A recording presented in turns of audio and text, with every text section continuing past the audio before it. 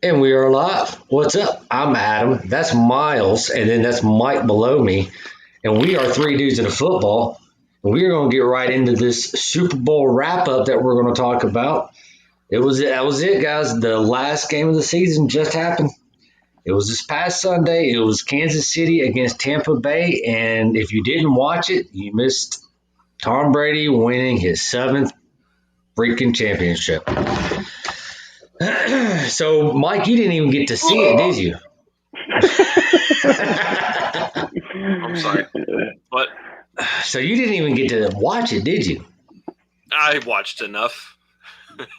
I'd say I saw plenty. I was driving, had a 4-hour drive that turned into a 6-hour drive, and had it in the car with me. I was listening to the Jim Nance Tony Romo feed, and I caught the gist of it. And I was telling Miles before he came on the air, you could hear Tony Romo like really trying to prop this game up and really trying to say, Kansas City, they're going to come back at any point. You know, Mahomes is going to catch fire and they're going to start rattling off points. And I mean, it's like early in the fourth quarter, they're down like 20 points. He's like, anytime you're Jim, it's going to happen. This game's not over yet. Anything could go wrong. I mean, they could get 3 fumbles in a row. And I'm just thinking like, man, dude, he is wishing this like we all are. But Tony, that horse is dead. That horse is real dead. Yeah. It was very dead. I was very surprised. I mean, and me and Miles, we were talking about it too before we came on there. That dude, they just shut him down. The Tampa Bay Buccaneers defense, Todd Bowles shut Patrick Mahomes down. They rattled them early, and they never got over it. They just didn't. And I was, Miles brought up a point earlier. He's like, dude, when they're down 2 touchdowns, that's not a big deal. And you're so right. It's not a big deal when they're down by 2 touchdowns. No, it's very. I don't understand what happened. I don't feel like they came in with a very good game plan, and what we probably all have thoughts on that being similar. That it had to do with what was at the front of the Reed's minds during the week leading up to the night leading up to. I think is that correct? It was the day before or something like that. I thought it was Thursday. Okay, all right. Well, close enough. I mean, I don't know that I could, carry on like a good soldier if I had my daughter or child worried about them being in a car accident and things of this nature. But I don't know, man. It's really strange. They had an off game, which they've had a couple of those this year. They had one, and it really poor timing for an off game, obviously, because you can't. Reed and family, my heart goes out to them, and that's tough, but you would expect some other people to pick up the ball, and it just looked like anybody do that. It looked like everybody was just in shock as to what's happening to them, and nobody was able to kind of rise up to the situation. I mean, Mahomes looked rattled. He didn't have the ice in his veins. He couldn't come back out and perform after getting, he was pressured all night long, and he just couldn't seem to. I mean, especially through the last of it, maybe, some people were heralding it as the last, he played up to the last second, and that may be true, but man, some of those decisions he was making in the last second just looked awful. I mean, all of it, he didn't look like himself. No, he didn't look like himself, and, he was asked afterwards because, he has a toe injury a couple of weekends or a couple of weeks before that. Or hell, I think it might have been at the end of the season. But anyways, he ended up having, he's already had surgery for it now, I believe. Yeah. And he said that wasn't the reason because he played fine enough in the championship game. And I mean, obviously he's right, but man. Well, hey, what makes great players great is how they handle themselves in situations like that, though, right? I mean, we know that he's a winner, and for him to be as classy as he was about losing, at least we can say something nice about him there. I mean, he didn't blame it on anything or anybody. He just said, we got our ass kicked, and that's the way it was. So no, and he even said, if teams want to watch how to beat the Chiefs, they'll watch what Todd Bowles did to us because I'm going to watch it all the time. I'm going to watch it. I'm going to learn everything I can from it. So, I mean, Todd Bowles had his number. Yeah, Todd Bowles is really smart about this because he didn't overthink it. His whole game plan changed after about the first 10 plays. Like everything that they had figured out to come in this game, they're a blitzing defense. They were going to send 5-6 guys every play. Because you look back at all the games that he's run this year for Tampa Bay. I mean, they bring a lot of pressure, which frees up guys like Shaq Barrett and occasionally Ndamukong Suh and Jason Pierre-Paul, and everybody in that defense is a talented player. So he's really depending on guys to get pressure on the quarterback, and if four guys can't, the one or two guys that are left one-on-one should be able to make it, and it's kind of been their bread and butter on defense. That's why the secondary has gotten all the plays that they've gotten. But 10 plays into the game, he realized, hey, man, I don't have to blitz them. Kansas City was hurting. They had their starting tackles out. Eric Fisher obviously lost for Achilles a couple weeks ago. And, terrible timing because they really needed him. They have very little depth behind him. And I think it was Mitchell Schwartz was the other one. I might be wrong on that. But both those guys were out. Those are huge talents, and they allow Mahomes to sit back there and do what he does. And if you're getting pressures off the edge like that, he was doing everything he could. Mahomes, in my estimation, played a fantastic game based on the fact he was running for his life every single play. But Tampa Bay, when they only had to bring 4 or 5 guys on any given play, that really leaves you 6 to 7 in the secondary that you can then now play man-to-man, two deep safeties, and you cover all the rest of these guys. The hell's going on? I don't know. Sorry. All good. But it frustrated him because it took away all those weapons. And they couldn't run the ball. It really could get no movement whatsoever. And it was Bowles in that simplistic game plan, but it's not like he came up with some kind of like magical new thing he'd never seen before. He just basically said, okay, well, I see your weak spots now. All I'm going to do is I'm going to attack those weak spots. Very Belichick of him. Yeah. Yeah. But you look, Mahomes is a throw on the run guy. My word, he can throw the ball looking left and throw it right. I guess the secondary, like the pressure doesn't. My only argument is I feel like Mahomes could probably handle the pressure on a normal basis, but obviously they took away the secondary. They just took them away. The secondary took out his receivers, rather. Yeah, absolutely. They got pressure on them. They completely decimated the offensive line the entire game. They dominated that offensive line. They pushed them around, and they did. They absolutely did. So and the accident did happen on Thursday, and he did admit to drinking before the accident. So, well, let's not get into throwing shade. Well, there's no shade to be thrown, man. That's it. Well, who knows what drinking consists of? He could have had a beer and had it on his breath. That's all I'm saying. Well, we can't talk about a parked car, man. It was parked. Listen, my wife did that sober Sunday morning. Which I don't know what that says. I don't know what that says about her, but she's done it. Anyhow, we can't go by without talking about these penalties, though. Yes, and all right, so here's one thing about the penalties. All right, so I really don't have that much problem with the penalties that were called. I do have a huge issue with all the other penalties that were not called on the other side of the fucking ball. If you're going to call it one way, call it the entire way for both teams, not just one. Because I'm sorry, they got some favorable calls in some really crazy situations. Yes, Tampa Bay, they lucked out on some of but it wouldn't have changed the outcome of the game, in my opinion. It just wouldn't have, because Kansas City couldn't get shit going on. Now, could they have gotten something going on if Tampa Bay got called for the same type penalties that Kansas City was getting called for? Probably. Yeah, there was an imbalance for sure. It is what it is. Yeah, it's frustrating. It is frustrating. Let them play the fucking Super Bowl. I feel like they did a pretty good job through the playoffs. I don't remember getting too upset about anything like that. So I don't really understand where this laundry all over the field came from during the Super Bowl, for Christ's sake. Was the refs all from Tampa? Was it a home team situation there? It's what it felt like in the first half. I'm not trying to be ugly about it and trying to blame it and place blame all on the refs. I agree with what you're saying, that I don't know if it would have changed the game, but man, what the biggest one, the interceptions that the Chiefs had, and they got called back for some bullshit holding that was like patty cake stuff. I don't know. Yeah. And see, that's the thing, man. That's the thing right there is, like, if you have a referee crew that's really trying to take over the game, it's always with those pass interference and those defensive holding penalties that are so subjective. And two different crews call it two different ways. Then you luck out and get this crew in the Super Bowl that, won't let the receivers be covered whatsoever. And that's really frustrating. You could see it blowing over. I mean, they had a lot of personal foul penalties and stuff right before halftime. And it was really unfortunate because Kansas City was starting to build some momentum.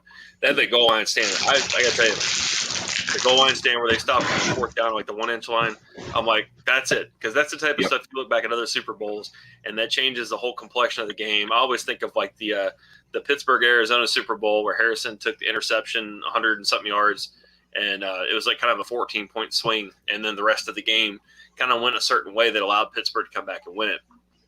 Same type of thing I felt was coming here. And then it didn't get a chance to get started because they had a little 13-yard completion to Tyreek Hill, and then they, bogged down again because of some penalties and the drive died. So it really sucks to watch football a whole year to get to this game and have them like kind of move the chess pieces for them. It really sucks. Yes, and I think that with that being that most of the crucial penalties were on Kansas City's defense is really unfortunate because I don't think they lost them the game. I feel like it was more Kansas City's offense that lost them the game than their defense. Oh, absolutely. They played the Kansas City defense has not been something that we've lauded over the season. They've been kind of subpar, streaky, to say it best. I mean, they scored 31 points, though, so I mean, they kind of did lose them the game. Now, I will say, though, in Miles' defense on that, they scored 31 points because they kept getting the ball.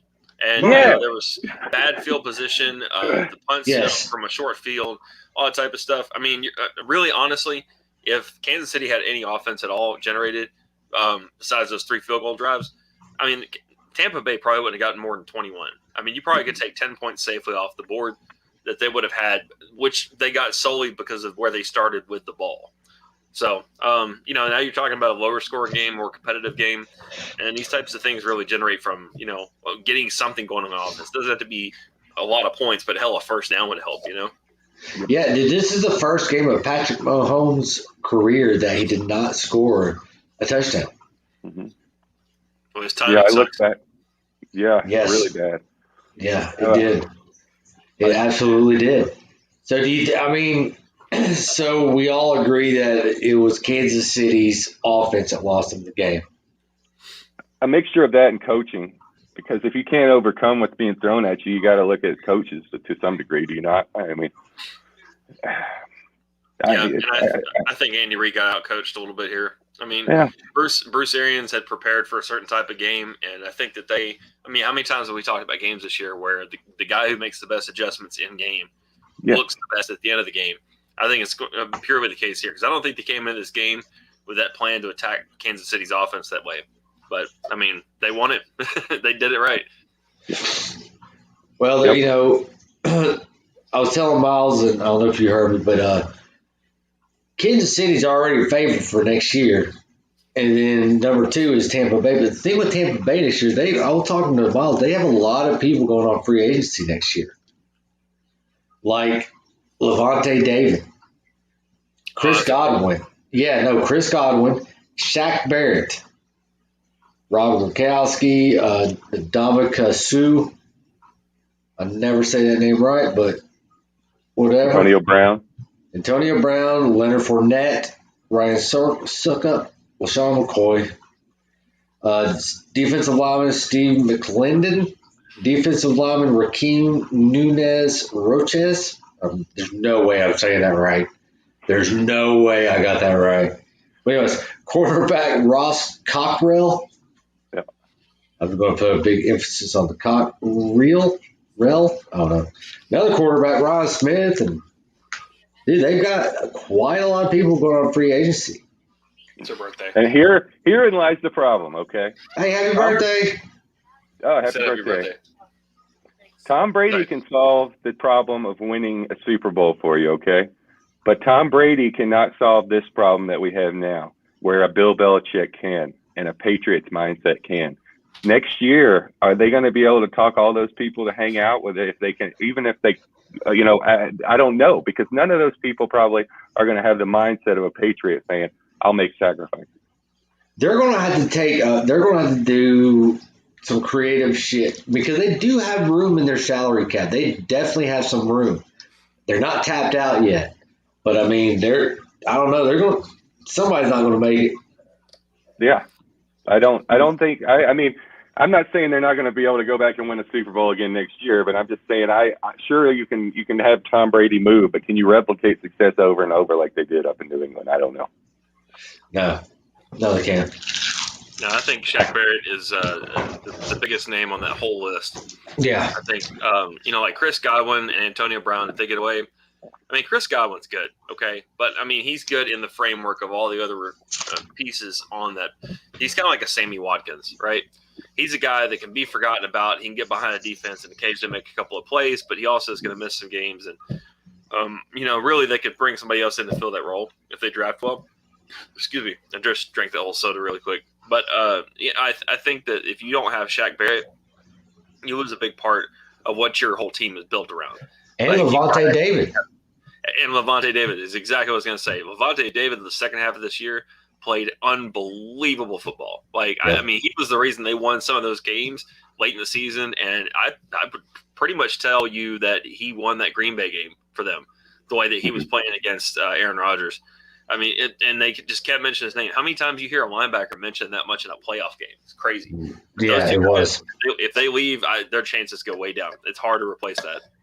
See, and I was kind of saying the same thing to Miles earlier.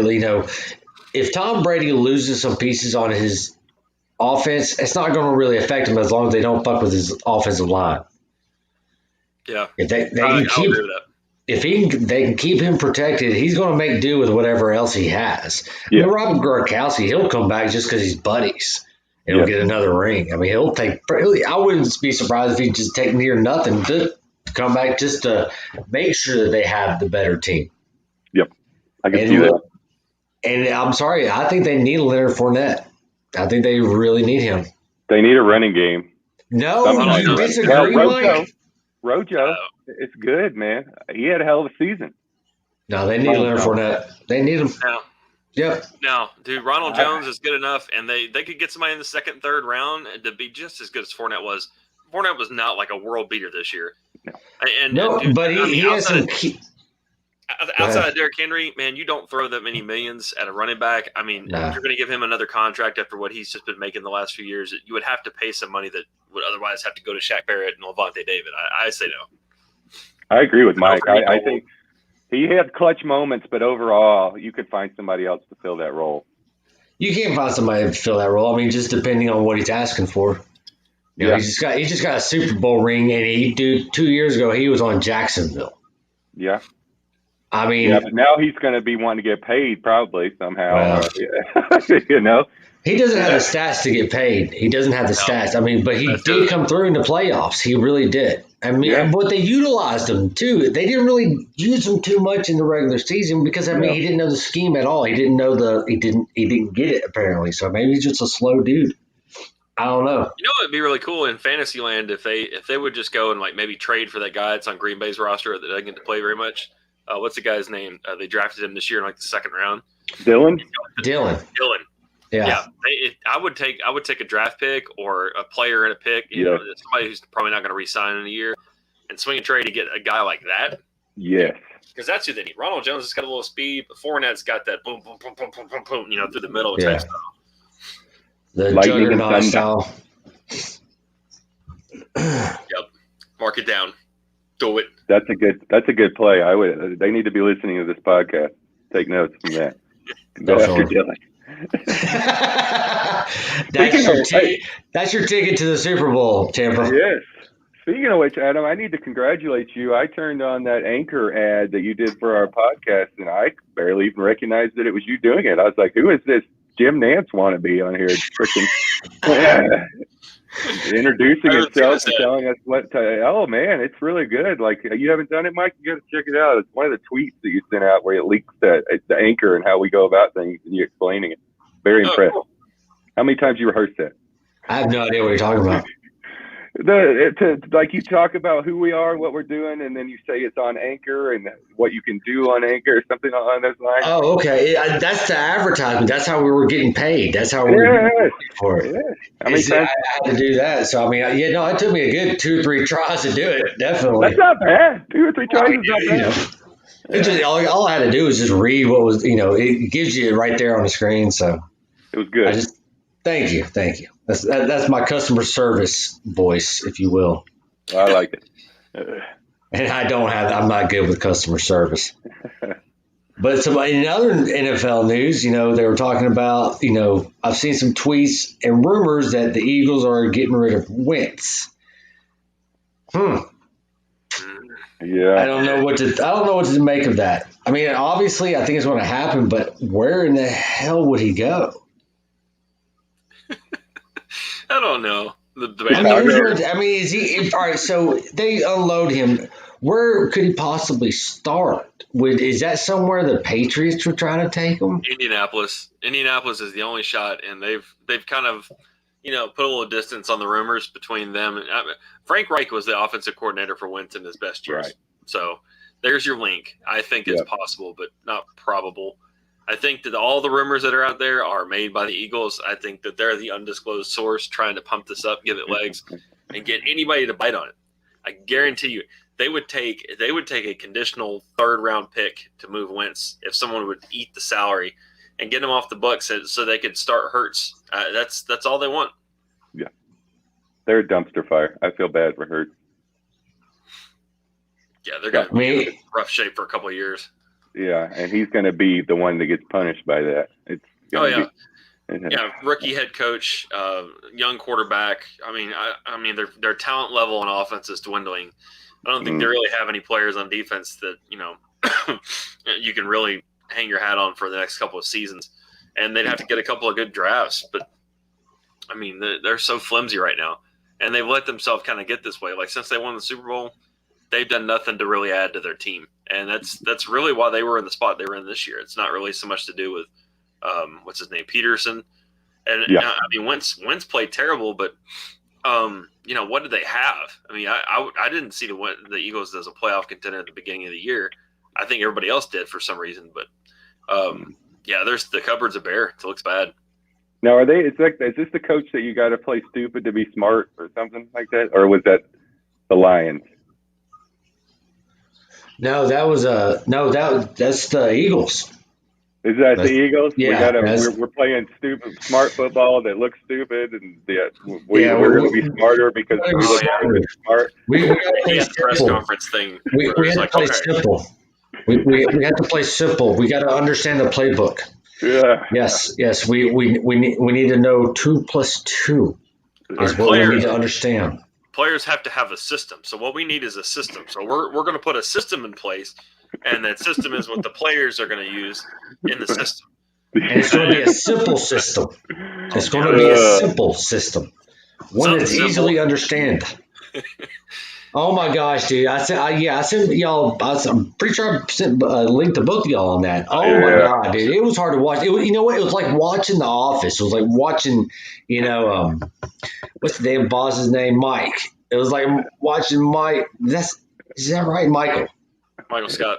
Yeah, Michael Scott. Thank you. Like watching Michael Scott try to, be a head coach at Dunder Mifflin. It was just that cringeworthy watching. Like, dude, this guy is serious right now. This is real. Yeah. Have you seen The Last Dance? The basketball? No. Oh, man. It reminded me of Rodman trying to explain what he does. It's all over the place. It doesn't make any sense. I mean, that's not hard. It's not hard to imagine at all. I've seen him on all kind of shit. Him getting through a sentence is it can be entertaining. It can be. You gotta watch that. I will not watch it. Nope. Oh, come on. Nope. I will not watch it, man. Fuck him. Fuck Michael Jordan. It's not about Michael Jordan. It's about the Bulls. The Bulls. What am I thinking of then? I know what it is. Huh? Yeah, I've seen that. I know what you're talking about now. Yeah, it's like an 8-part series. Yeah. About the 90s Bulls and all their championships. And it's about every player, not just Michael Jordan. It's pretty good. Yeah, but he produced the whole thing, so fuck him. Oh, my word. You're a hater. Dude, no. Yeah, I absolutely am. I cannot stand that son of a bitch. He is the... Huh? I can't stand him. I can't stand Michael Jordan. He's a prick. You love Brady. What did he do to you? I know. What did Brady do to either one of y'all? He actually did something to us. He's beaten people that I like and care about it. And you don't give a shit about who Jordan beat. He's just a dick. The whole thing with Isaiah Thompson into the dream team and everything, he was a whiny little bitch. He wouldn't go play if Isaiah Thomas was going to be on that team. It goes further back than that, man. I'm aware of that. Back. I know. Okay. I know where it comes from. And don't get me wrong, Isaiah Thomas is a dick too. Yeah, Detroit was a dick team. Oh, absolutely, they were pieces. They were just dicks. They were assholes. They have no. What's the word am I looking for here? They have no respect for the game or sportsmanship. They were without tact. Yeah, they were without a lot of stuff, without tact or class. And I'll absolutely admit that. But you know what? Mike Jordan's still a little bitch. Well, and LeBron James is better. Oh! Now you're just speaking silliness. Any kid who grew up in the 90s knows that Jordan is the best of all time. Yeah, I know. No, I don't know. No. Well, watch that documentary and then you'll know. Yeah, a documentary that was made by Michael Jordan. Okay, that makes a lot of sense. Because that's not propaganda or anything. It's good entertainment value. Yeah, seriously, I just don't care for him. That's all. I just don't like the guys. He's had out of all the seasons he's played, he had like 2 that he didn't win a tournament championship in. It's unbelievable. How many rings does he have? He has 6, and he also won a NCAA championship. All right, he has 6 championships. Yeah. All right, so he only played 8 years. No, he played 12 years, but that was a little, I was exaggerating there. But okay. He played with the Bulls, when he came to them, they were smoking cigarettes. Let me ask you this. The court and doing lines of blow during halftime. Well, those are the days. Yeah. So how many of those championships did he win with the Wizards? Are we really going there? Yes. He was like 95. Like he was. He was How so old was far. He? No. He was still in his 30s. Which in basketball years is like 95. Well, dude, look at LeBron James. He's pushing 40. He just got a championship last year.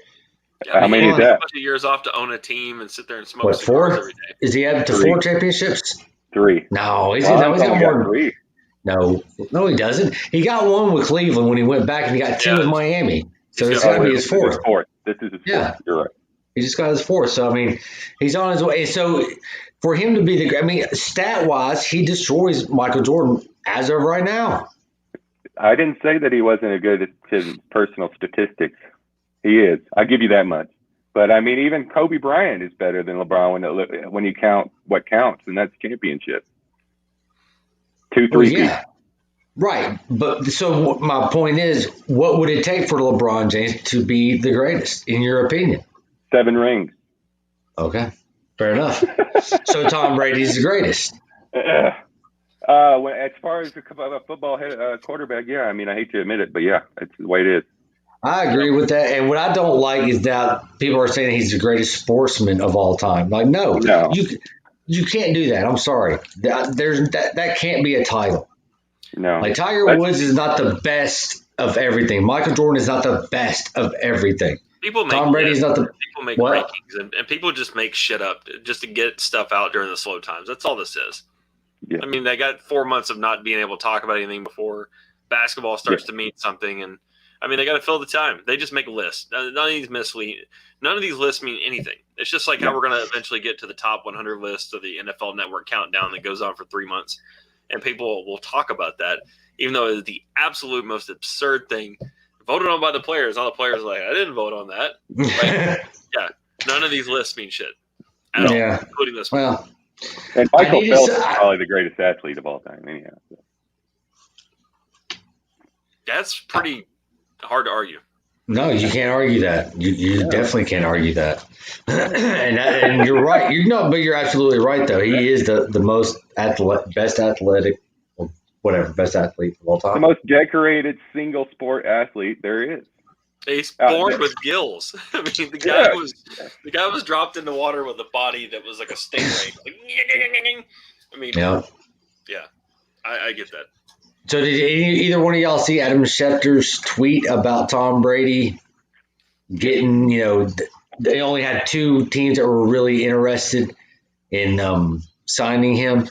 No, Yeah. And he can't. Are you serious? I didn't see it. Oh yeah. No. So Adam Schefter tweeted. I don't know if it was yesterday or when it was that during the offseason, the only two teams that aggressively pursued Brady was the Chargers and the Bucs.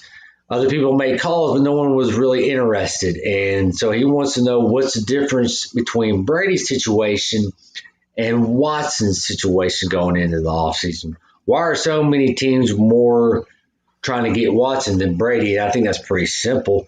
If you look at what Brady did in his last year as a Patriot, and look at what Deshaun Watson's done in his last year as a Texan, excuse me. I mean, it's kind of, to me, it's a very obvious thing why you would try to go for Watson over Brady at that point. Brady was coming off not a very good year. And there's two different off seasons going on here. So last off season, you had a lot of quarterbacks that were firmly in place where they were as the starter. And no reason to think that they wouldn't be good the next season. Example would be San Francisco, where, they basically a report came out over the last week or so that Tom Brady wanted to play in San Francisco, and they weren't really interested. They basically said, no, we're good. They got Jimmy Garoppolo, which before last season, everybody, Jimmy Garoppolo was a starter. They took him to the Super Bowl, somewhat injury prone. He's a guy that is, not completely accurate all the time, but good enough. And San Francisco lost the last game of the year. So I can see why San Francisco had that line of thinking. A lot of other teams have like your Drew Breeses and your Aaron Rodgers, but also like your Matt Staffords and your Jared Goffs. And last year, nobody was sending those guys anywhere because there was still enough reason to believe they were going to have at least a good season or could have a great season. And they were interested in bringing a guy who was, Tom Brady at this age, he could retire any year. He could retire this offseason no matter what he said. And so you have to look at him like a one-year rental. So is it worth taking what you have on the roster, getting rid of that guy, or relegating him to the bench, which basically means you're not going to make him the starter ever again at any other point in the future, and bringing in a guy who's a one-year rental who may or may not win and then blows up your whole program and you got to start over and draft a quarterback again. Basically, nobody wanted to do that. Now, this season's different because you don't have as many quarterbacks that are firmly in place. You have a lot of places that have got some upheaval. There's a lot of teams. I could probably name 5 or 6 really quickly. Chicago, Indianapolis, Philadelphia to an extent, that don't have a really settled situation that would, if this year, if he was available, even after not winning the Super Bowl, say like the 2019 Patriots happened in 2020 with Tom Brady on the team and now he's a free agent, I think he might have his pick of several places to go. It just matters of circumstances. Yeah, I agree with that theory because, it's not like all 30 teams just decided to, take the long view all of a sudden. Everybody's got the year to year. So it's definitely just circumstances. And that's the way it was last year. See, there's a lot of talk here on the local radio shows here in Nashville, Tennessee, about how, Tennessee reached out to Brady. And, people were not worried, but people were wondering, if we would have went and got Tom Brady, we probably would have went to the Super Bowl. Dude, when the 2019 season ended and the Tennessee Titans went to the AFC Championship, we had the number 1 ranked quarterback in the league. His QBR, was the highest of the entire league. So why would you go after another guy that's, like you say, he's 42 years old at the time. He did not have that great of a year at the Patriots. First time they missed a play, they didn't miss the playoffs, did they? No, they lost the wild card. Yeah, but still, I don't know. Well, the only argument, if you want to talk about hindsight, for taking him instead of keeping Ryan Tannehill, is that if you knew you were going to the Super Bowl, we didn't have a defense. You could make an argument that you would rather have Tom Brady there than Ryan Tannehill. A pretty solid argument if we're talking about hindsight. Yeah, but no one knew that they were going to go to the Super Bowl with Tom Brady. There's speculation because you have Tom Brady. If you have Tom Brady on your team, you have a chance to go into the Super Bowl. Period. I don't know that I didn't feel that way coming into last season. I really didn't. I thought that, this is Brett Favre, whoever else kind of situation here. We're just going to have a fade out career, and that's going to be the end of Tom Brady. I wasn't a believer. Yeah, I wasn't either. I wasn't either. I definitely wasn't. I was right there with you, Miles. I thought he was going to go there and crash and burn. And even in the first couple of games, I was like, man, this is not going to work out. Here, Bruce Arians is already throwing Tom Brady under the bus right off the bat, which I thought was very unprofessional, but whatever. It's definitely not something Tom Brady was, used to, hearing that shit coming out of his coach's mouth in the press. He used to get in practice rooms and stuff, though. Oh, I'm sure, yeah. Bruce Arians was giving him his version of home cooking. Yeah. But I don't think Tom Brady would have made that big a difference on a lot of teams because, like you said, the Titans didn't have the defense this year. I mean, Joe Montana could have come back in his prime or insert quarterback, and it really wouldn't have made that much of a difference because they would have had to outscore every single team by so much. And, I mean, the defense couldn't hold water. They were never going to be – they had like one or two okay games, and the rest of them were bad.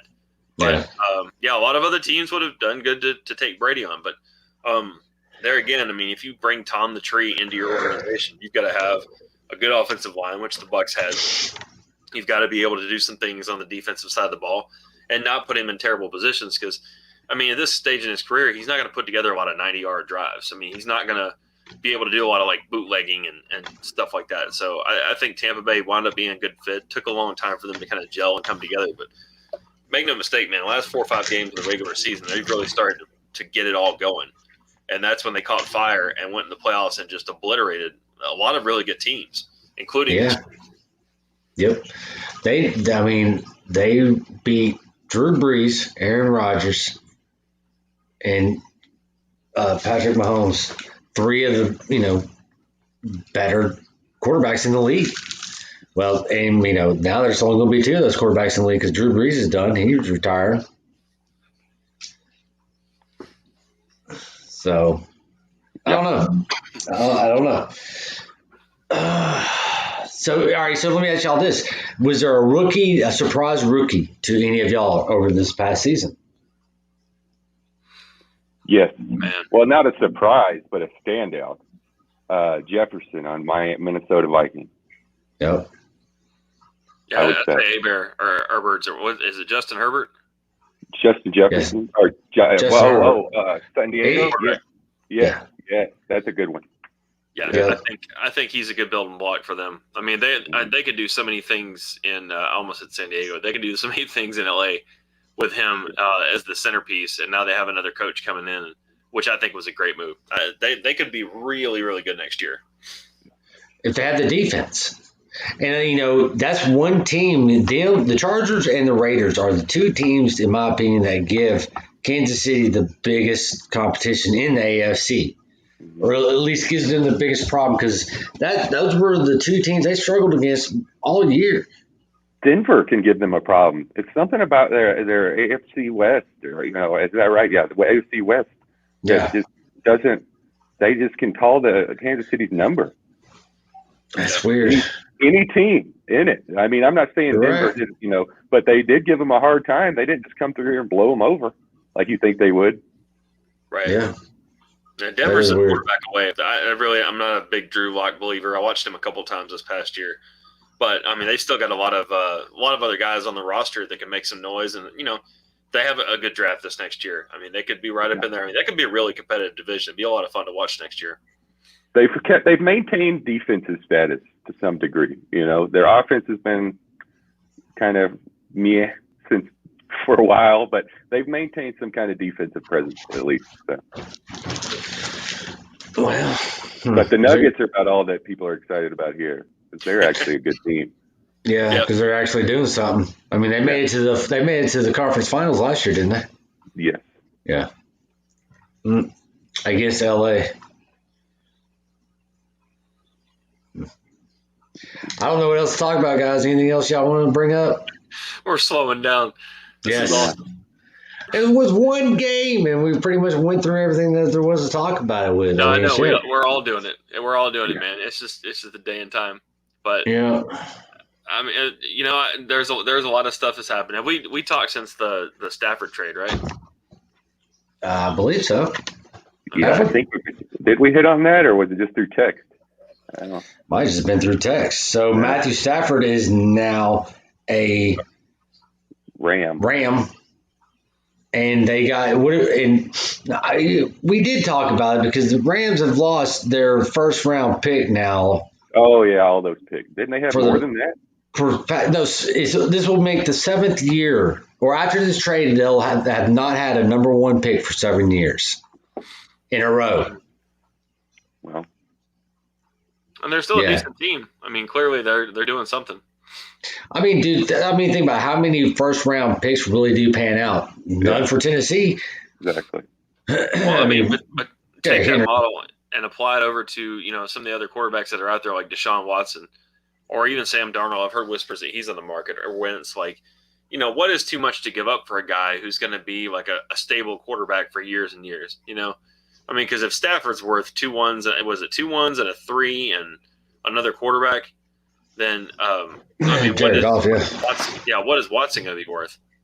A lot more than that, I would expect. I mean, my word. Stafford's great and all, but he's kind of on the downhill here, and Watson's still going up. He's still got a lot of value left. This was surprising, and I found this out today per source, that many teams contacted David Carr. Is that his name? The Raiders? Yeah. A lot of teams contacted the Raiders about trading for him, and the Raiders wouldn't trade him.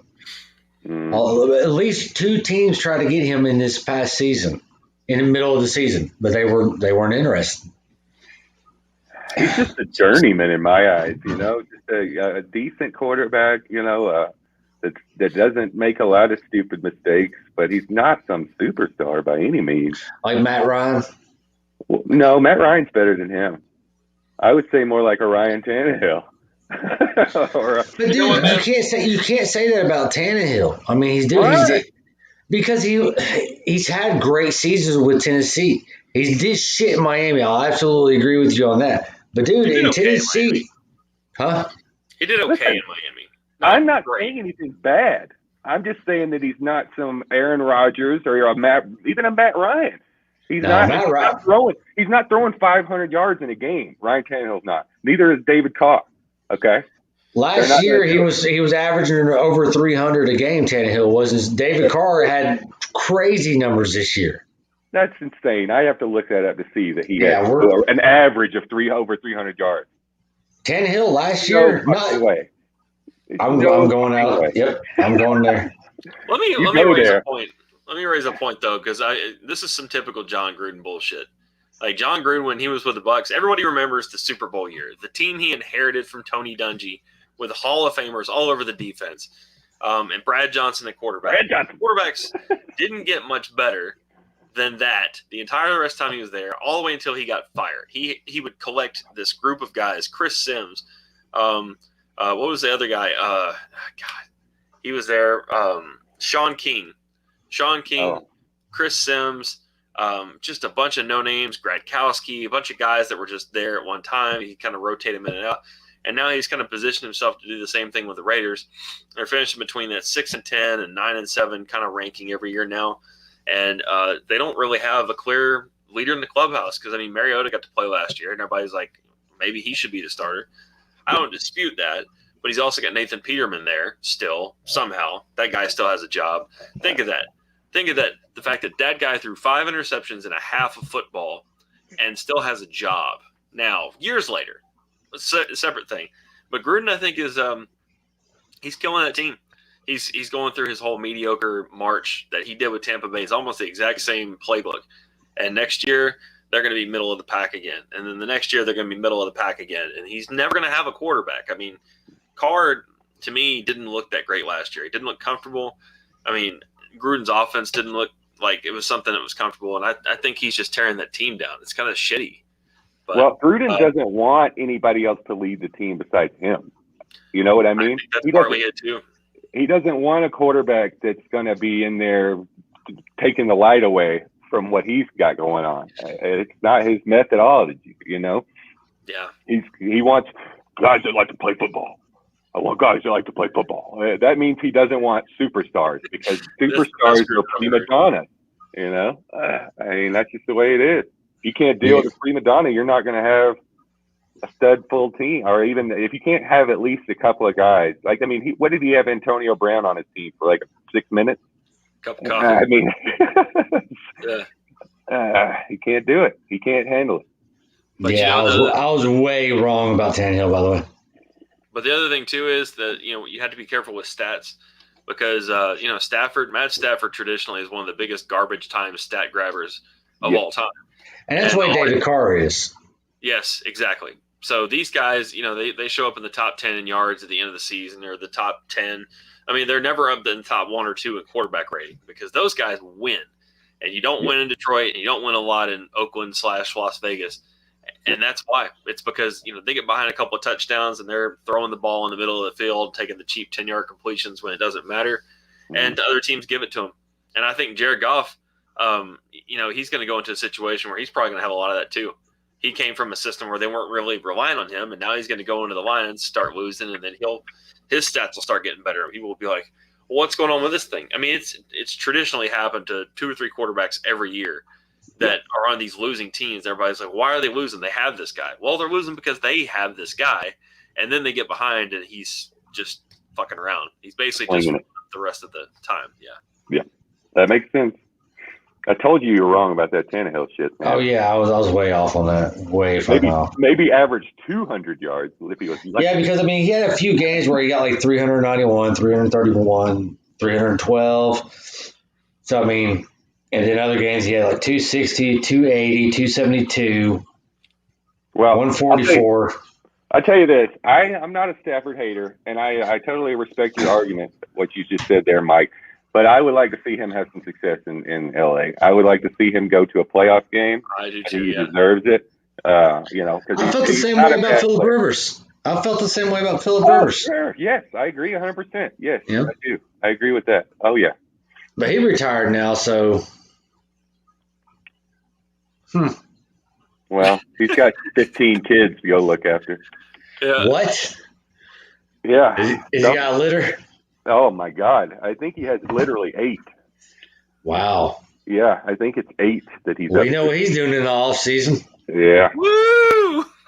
Jeez, how many years has he been in? What, 14? Oh, it is 14. It'd be funny if we had 14 kids then.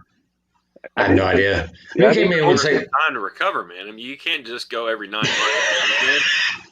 That's unreasonable. Is it though? Is it? I mean, I guess they're Catholic. I don't know. Yeah, it's a religious. No, not Catholic. He's from the South, man. He's Baptist, probably. Well, I mean, if apparently he's Protestant. Yeah, that could be. Yeah. Gosh, dang it. That's hilarious. Protestant. You have to be Protestant. You can't be Catholic. Wow. So, all right. Well, I guess that's it. I mean, I guess that we got the draft coming up. Yeah. That'll be fun. This is going to be a good draft year because there's not a lot of high-end quarterback hype. There's not like a lot of first-round guys that are like can't-miss prospects. One. And then the other guy, who is it, the Ohio State quarterback? Or Florida State? Wilson? Streaky. Yeah, is that Wilson? Whoever was like turning eyebrows in the play-in, one of the playoff games. Yeah. But I mean, the biggest. Yeah, seriously, only one first-rounder. I mean, the rest of the guys are iffy at best. Yeah. Talking about an Alabama receiver? Being the first he'll be good. quarterback. I thought you were saying in general. Yeah, he's the only one that I know of that anybody's excited about, but I haven't kept up with Mel Kiper lately. I'm sure he has the whole list. Who the hell is Mel Kiper anyway? I never gave a shit about the mock drafts. They don't mean anything because all it takes is 200 of them before the actual draft. Like every other day, they have a new one. I know it. It's no different than an NCAA bracket. I don't give a shit about it. I will never do a bracket because I don't care about that many teams trying to pick. Are you serious? No. I can't even pick where I want to go eat, much less 32 fucking teams in, down to 264. And I would. Fuck me. No. Yeah, I'll watch it, though. Hey, I love watching it, but as far as actually filling out a bracket, no. No, I don't have a chance in hell. No. Well, you know what's cool about this year is not so much about the names on the mock drafts and stuff, but about the teams that have all the high picks and the multiple picks, they're teams that are ascending. Like you have teams like Miami's got Houston's first round pick plus their first round pick. They've got a lot of other picks in the second, third rounds, and they're going to, they'll have a lot of bites at the apple to be able to get a lot of good players. And, based on what they did this year, they really should have been a playoff team by most estimations. They were close enough, I felt, even with Tua and his shortcomings or whatever. They probably should have got in. Yeah. And they're a couple of players away. I mean, they've got a great nucleus of talent. And then you look at some other teams like Detroit. Now they have all those picks. I don't think one of those is for this year. I think the third rounder is probably for this year. But, they can really get a lot better. And that's really where you want to try to get a lot better because free agency is going to be a bust this year, guys. It's with the salary cap going down, free agency is not going to be that exciting at all. Oh, yeah. Trevor Lawrence. That's who we were talking about earlier, wasn't it? The one first round. Yeah. Yeah. Jacksonville, baby. Trevor and Finally. Urban. Yeah, watch them trade away for like a freaking kicker. No. That would be my luck, dude. I'm a Jacksonville fan. That's the way it happens. That's what they forever do. be known as the team that drafted the punter 5 picks before Russell Wilson. I'm sorry, man. I always apologize afterwards. I don't understand all this negativity. I just don't get it. You're getting Trevor Lawrence. You're going to wash all this away. You got to get it all out. Yeah. We got a great running back. That was going to be my rookie pick. Was Jacob Robinson. Had over 1,000 yards rushing this season. He had a great rookie season. It was awesome. That'll be fun to watch, man. Oh, yeah, definitely. Well, I guess we'll catch up and maybe we'll do something before the draft or something major shit goes down. We'll address it. Sounds good, fellas. Cool. All right. We'll see y'all guys later. Later.